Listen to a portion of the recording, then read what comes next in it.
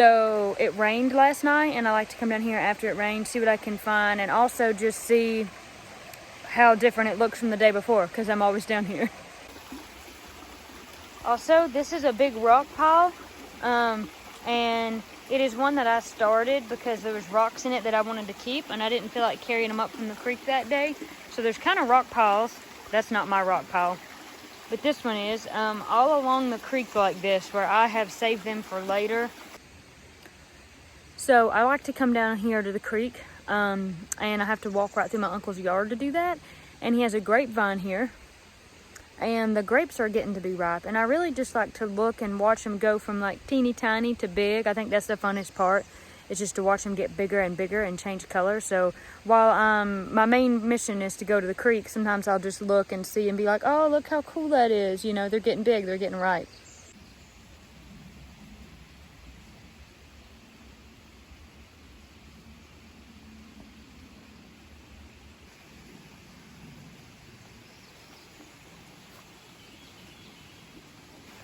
This is a wild grapevine, also in my uncle's yard, but the one that I showed before this is, those are tame grapes. Those are planted grapes. This is wild.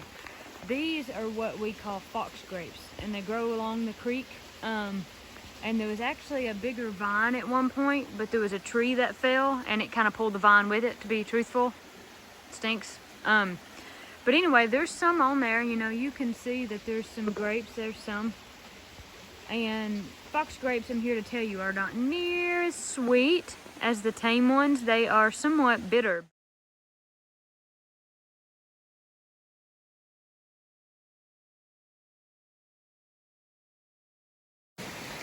And we are going to come down here, and we're probably going to see some critters, some spider webs. I know I've already walked through some spider webs. Back earlier in the year and last year, I actually found some mud turtles down here, little baby mud turtles, and up in the yard, so you never know. So sometimes I like to just come up here to what I call a sandbar. You can see where this is in comparison to where the water's at. And I like to dig and look. Sometimes you'll find little pieces of glass, so you need to be aware of that. Watch, you know, think about your hands. But a lot of the times I just like to look and think about, like, sometimes there's just funny shaped rocks in here. Sometimes you find rocks shaped like hearts. Sometimes you find rocks shaped like circles or squares, or there'll be something funny about a rock, and you just want to, I don't know, you want to look at it, you want to get a closer look.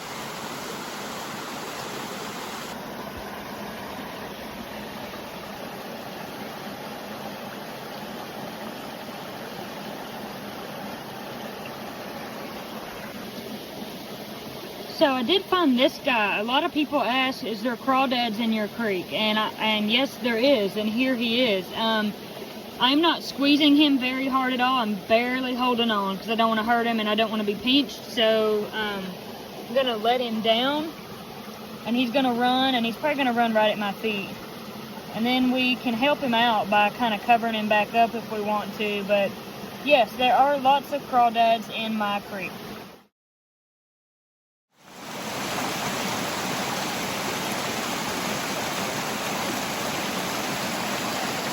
You know, this is one of the sweetest places, and we all know how much I love this place because I talk about it non-stop. It is all I want to talk about, how much I love this creek, how much I love this land. A little history. My great-great-uncle Frank acquired this land, the land that we're currently on, and about close to 80 acres more. And so we all settled here, and Frank lived in a trailer a little further down from here, and his mama and his daddy, and we kind of all lived here. And that time frame was probably, I don't know, the 30s, the 40s, something like that. And anyway, when Frank passed away, he had traveled to California and out west for work, and he had a family. He met someone and fell in love and had a family out there. And so when Frank passed away, the family got the land and they sold it. That part of the family that he had married that we didn't really know, I never knew, of course. This was years before I was born. They sold it, and Brasstown Beef, the Ridgefield farm here next to us, bought it. So it is my ultimate dream to have that back one day. and maybe more. There's a lot of other land behind us. And at a time like this, when the market is as wild as it is, it's not an option. But maybe one day, maybe one day that would be something that I could have. But if I had to be honest, the deepest desire of my heart is to have that part of the family land back, and maybe more, who knows. My family laughs and they're like, Katie, that's hundreds of acres, that extra land you're talking about. That would take some serious money to acquire, and it would. We've been here for almost 100 years, and if you think about it, that was my great-great-grandpa, so that's one generation, his son 2, Pap 3, Mama 4, and me 5. And then some of my other cousins have children, so that's 6. 6 generations on the same land. And then a few generations back from that, we go back into Madison County, North Carolina. So for pretty much about 9 generations, since about 1800, that's as far back as I could get, we have been here in Western North Carolina. Yeah, that's a little bit of history, and I think that's probably why we are so desperately, deeply rooted and tied to this place. We've been here for so long, and I grew up here. I live in the same house. I live in the same bedroom that I've lived in for 25 years, and I couldn't imagine being anywhere else. It would shatter my world to think that for whatever reason I would have to give this place up, and I'll always have a place here. I always have a place at Mom and Daddy's house. So this is my little buddy right here. She is so friendly. What are you doing? Huh? What are you doing? My little buddy right here is really super curious and very friendly. I've got my little white one here. I've got another white one. And then I've got this. This is a little buff Orpington back here, and she is old. Oh, there she's stretching. She's really old. And to be honest, not very friendly.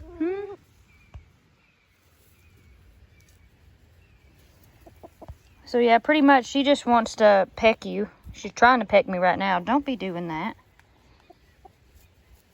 So these are our tomatoes, and they are looking pretty good. Actually really good. Here's to hoping nothing bad happens to them, because every now and then, you really just don't know what could happen.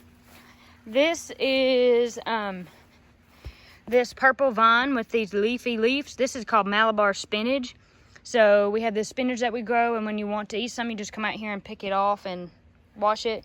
This vine is something that I grow every year. I planted it here many years ago, and it comes back on its own every year. And this is a wild passion flower vine. So it'll grow a really pretty passion flower, and it will also grow a wild fruit that you can eat. I actually made jelly out of it one time. It wasn't too bad. And then we got a big sunflower. And then we've got these green stalks. These are really cool. You can grow stuff in them. This one had peas in it, but the peas are dead now. They don't do hot weather. These are potatoes. And then we had, I got a bug there. That's kind of scared me a little bit. It flew right over my face. Anyway, we got strawberries there. They're about done. Look at these little beans. So here are some of the blackberries. They are getting black and ready and ripe to pick. Honestly, sometimes I just come out here and pick them. That's good. And eat them. When I want a snack, I just come out here and eat them. And then over here are my beautiful flowers. I have some, these are, you can see my shadow. These are Sweet Williams here. They're kind of like dianthesis. They look like it. They smell like it. And then I've got lots of nasturtiums. I also have some Japanese beetles that have been on my flowers, and I've been trying to get them to back up. I don't remember what these are. I got this in a wildflower mix, I think, and planted that there. And there used to be some little blue ones. You can kind of see them like way under there, but they're kind of being taken over by this bigger plant. They were part of the wildflower mix too. So these are my hollyhocks. I've got pink and white, and that one has been devoured by the Japanese beetles. I keep coming out here and knocking these dead blank beetles off. More nasturtiums. I love nasturtiums. Those look like marigolds that are going to come up. There's no blooms on those yet, but those are marigolds. This is actually a tomato. Them little baby tomatoes. Them's like Tommy toes. My goodness, aren't they cute? And then this flower back here, I can't remember what that's called. Somebody probably knows. My mama knows. I'm sure she does, but I just don't remember. That's a really pretty one. And there's more of that blue back there that I was talking about. There it is. There's the blue. And then I do have some zinnias down here. They are pretty. In the past, I've had like this whole place is just covered with zinnias in all these different colors. I love them. This is actually a type of calendula that I have growing here. I'm gonna come out here and pull these off and dry them. We also really like to cook, so no video would be complete without showing you what we are doing in our kitchen.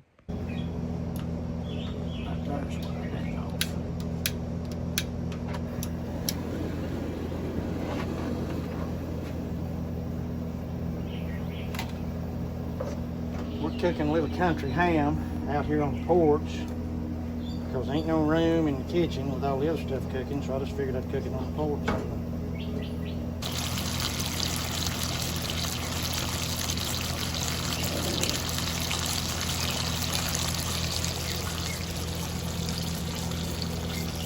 Tell us why you like salt-cured ham better than you like sugar-cured ham.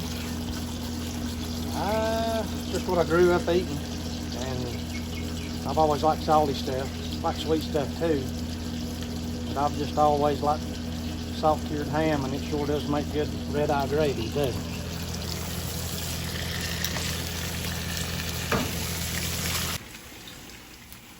We've got some salt-cured ham. We got some potatoes, more ham, because it'd be a tragedy if someone had to go without a piece. And then Mama made some biscuits from scratch. We got some corn, and then do not forget what is for dessert. She made a peach cobbler, and we have, you can put ice cream with it too if you want, but it'd be really good on its own. Let's thank the chef. Let's thank the chef.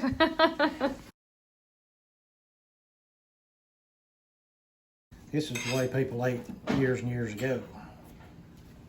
Where did you stick that? This is showing up good food right here. No. What are you eating, Corey? That's why we cooked this, is so you could have that. I know. I really appreciate it. This is deer meat. I'm going to nuke it a little bit in the microwave. No one worry about it being pink. Have anything else to say for yourself? I'm going to eat this, and it's going to be good. And I'm also going to eat one of these. But I don't have the best teeth. So I'm going to cut it off, because I don't want these kernels in my teeth. So like Katie said, we really like to cook a lot in this house. So I'm cooking chicken sausage for breakfast. I'm going to have some other stuff with it, maybe some fruit and yogurt. But I like chicken sausage because for whatever reason, pork sausage hurts my stomach, and it always has. It tastes good, but I always regret it after I eat it. But this stuff never hurts me. It's really about done. You just get it like browned, you know. It's just, I buy it frozen from the grocery store. So something else that I really like to add to the morning routine is, first of all, Probiotic. I've taken one of these for a long time.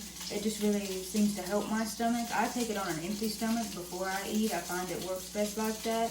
I just got this brand from the local herb store. It goes in the refrigerator. I will say, I think the refrigerator brands tend to be better quality and last longer. This is multivitamin. This is by Ancient Nutrition. Dr. Axe from Ancient Nutrition is really awesome. He's like one of my favorite people in the health industry, so I like that. And then also Collagen. This also comes from the herb store. You can get this on Amazon. You can get Collagen lots of places, but I take it because it's really good for your gut, and I have digestive issues sometimes, but it's also good for your heart. It's super good for your joints. It's really just good overall, so I put like a scoop of it in orange juice every morning and drink it. You could put it in a smoothie. I do that sometimes. You can put it in just straight water and drink it. Our mom actually does that, but it tastes like bone broth. It kind of has a funky taste, so you have to get used to that or either just kind of shoot it back. But all of those kind of seem to really help.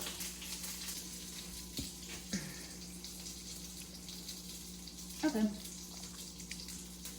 So I forgot one thing. The other thing that I take at night is called, I say it, Triphala. It may actually be said something else. It's spelled like Trip Holla. I don't think it's pronounced like that though.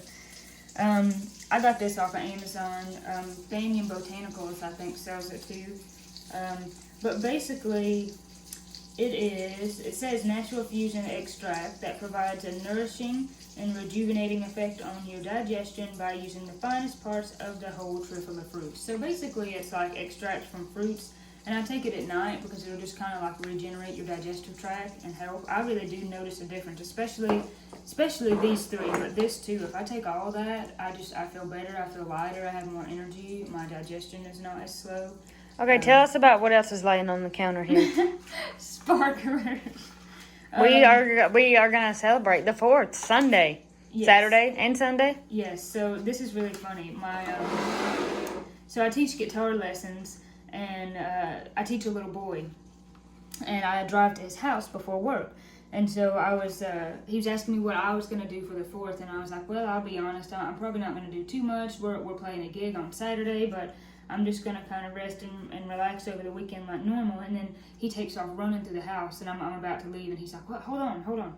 And he brings me back, there was a whole pack of these, and he hands them to me. I'm like, honey, I don't want to take all your sparklers.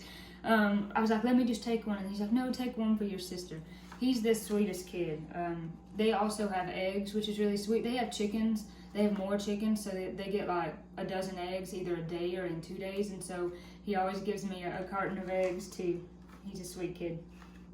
Okay guys, so when I'm not cooking, as you know, I like to crochet. This is some new yarn I got recently. I have it in this color and this color. This is actually what's called roving yarn. It's really quite thick, and it's not really spun like traditional yarn. Like I could take this with my hands and break it in half kind of yarn. But it'll crochet up strong. Just don't, try to break your garment that you make. Why would you do that? I don't know. But it's 100% wool. I really like wool. I like to crochet mostly with natural fibers if I can. Some wool tends to be scratchy. This is not, even though it's 100% wool. It's not merino. It's 100% wool. It doesn't say it's merino. But it's not scratchy. I say that because typically merino wool is less scratchy, or what they call superwashed wool. I have some of that too. That feels, you can't tell it's wool at all, but it still has the really warming properties of wool. These are headbands that I made recently. I just love those colors together. And this is the same kind of yarn, at least the orange and the white that you see. It's like hand spun. A lot of the yarn that you get at the store, like this. I have this, but I'll be honest, I can't usually stand to work with this yarn. I mean, it's good for some things, but this is spun on a machine. Like, everything about it is even. You can see all the plies that have been put together. That's been spun on a machine somewhere, in a big factory. This stuff, though, on the other hand, which is in this headband, you see how that's, see how it's like fat at one place, skinny at the next place? That's been spun on a spinning wheel somewhere. Actually, this come out of the country, from Turkey. So I guess someone in Turkey spun it up. But I like stuff like that usually better, and then it gives you a fun texture. But I also made this pink headband for Katie. She wanted a headband. Katie's very happy with it. Yeah, it's just Lime brand. It might have like 10% wool in it, but I really like Lime brand yarn too. It's usually pretty good. So made those. I like my new yarn. Hey guys. So we just pulled up at the fruit stand. Fun fact, we were leaving the gas station and I was waiting on my turn to pull out, and we saw a 4Runner, a 99 4Runner just like mine, and they saw us and they give me the wave, didn't they, Corey? Yes, they did. It was so cool because so rarely does anybody ever think a 99 4Runner is cool, and I'm obsessed with my 99 4Runner.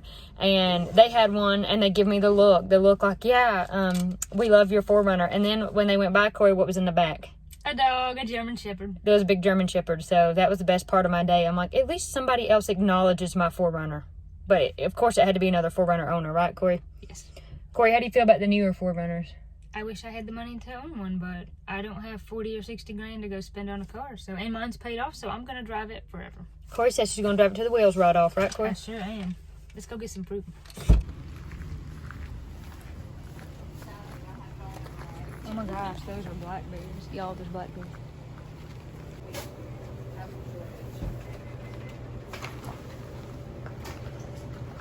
These look nectarines or plums of some sort.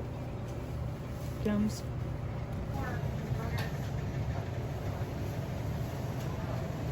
Thank you.